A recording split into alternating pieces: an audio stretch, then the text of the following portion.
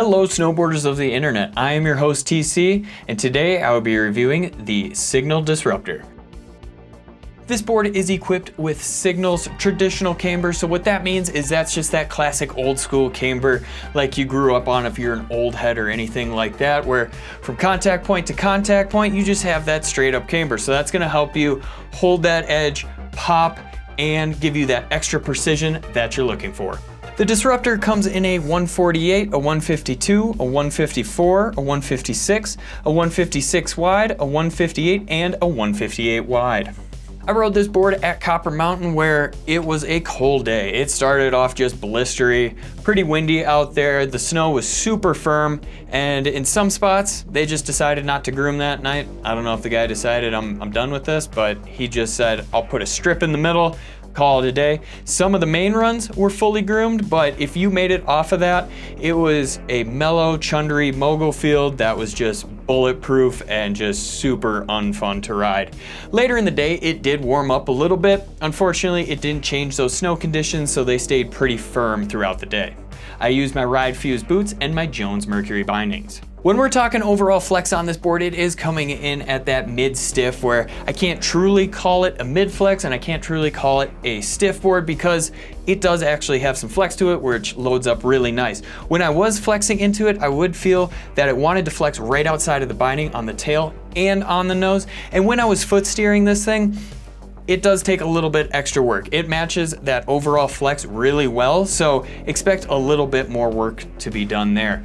Now, when we talk about the stability, it is crazy stable when it comes to those perfect smooth groomers, so when you're taking it in the park or anything like that, you're gonna be totally fine. It is a more lively board, so you will feel those fresh groomers underneath your feet. Now, I will say, if you do end up taking this off the groomers into that chop and that chunder, it is not gonna be as fun by any means.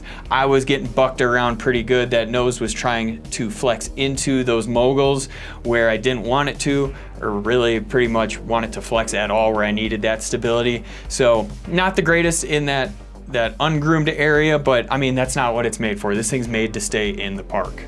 Pretty much when you want to get this board in the air is when it's gonna happen. You can load this tail up, expect a little bit of extra load to it, but it will return it tenfold. It feels extremely stable when you're taking off and landing, so if you're going to pop a roller, feel free to take that thing deep, and really as deep as you want, just because it is so comfortable.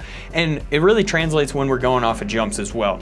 Take this thing to whatever jump line you feel comfortable on, it's going to handle it. Now, when I was going off of jumps, I noticed that it was more comfortable when I actually facilitated on the pop rather than just letting the lip do the work. This could have been the lips that day where it just kind of shot me in the air. I didn't have much control over it. Once I set that edge and actually popped, it felt like I was in total control. I could do whatever I wanted on it, and it was super fun. When you spin this board, it felt like the swing weight was nice and low on it, so feel free to just wind up and just pop as much as your heart desires. It will hold an edge really well on that landing, so when you do land, don't be afraid to set that edge, keep that speed into the next jump.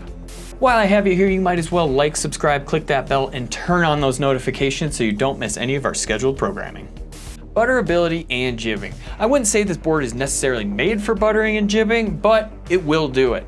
The main thing is just take it with speed. When you're buttering, you will notice that it wants to flex right outside of that binding, so it's gonna give you a nice little platform there to actually have a sweet spot. I will say, expect some snap on the way out. It does wanna pop, so it'll store up all that energy. Feel free to spin out with zero problems. Now, when you're jibbing on this board, you will notice it feels a lot more comfortable taking it with speed. I noticed that I felt just more locked in, a little bit easier when I was going faster.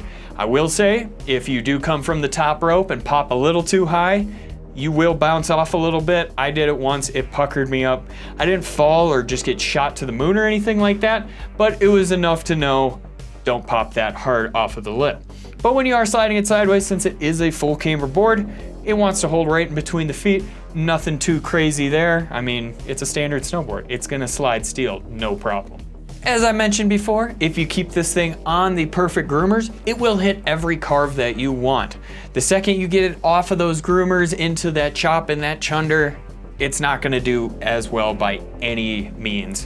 Where when you go on those quick carves, as you're approaching a rail or a ledge, it's easy to get over, no problems there. Those medium carves are super comfortable, so when you are setting up to go off a jump, it just feels nice and smooth there, keeps its speed really well. On those larger carves, it'll do them no problem. There really isn't a speed limit on this board, which is absolutely amazing. And pretty much on those Euro carves, just stay low and be powerful, and you'll be able to get this thing around. But I cannot stress this enough.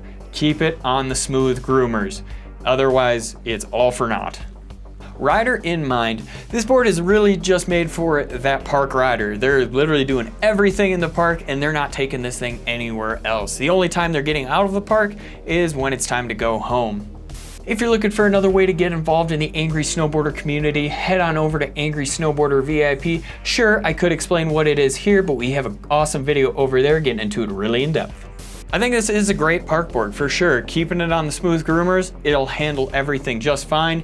It's got great pop to it. It is on that more lively side, so you do feel a little bit more coming through your feet there, but honestly, overall, it's a super solid board, especially for what it's made for. If you take it off the groomed runs, you're gonna have a bad time. But honestly, it does what it's made for and it does it really well. I was a huge fan when I was riding this thing. Comparable boards: the Jones Tweaker Pro, the Ride Benchwarmer, and the Salomon Huck Knife Pro. Recommended bindings: the Rome Katana, the Union Atlas, and the Salomon Highlander. As always guys, I've been your host TC and this has been my review for the Signal Disruptor. If you're still not sold on this board, why don't you go check out our top 5 jump boards and that'll help you make a decision.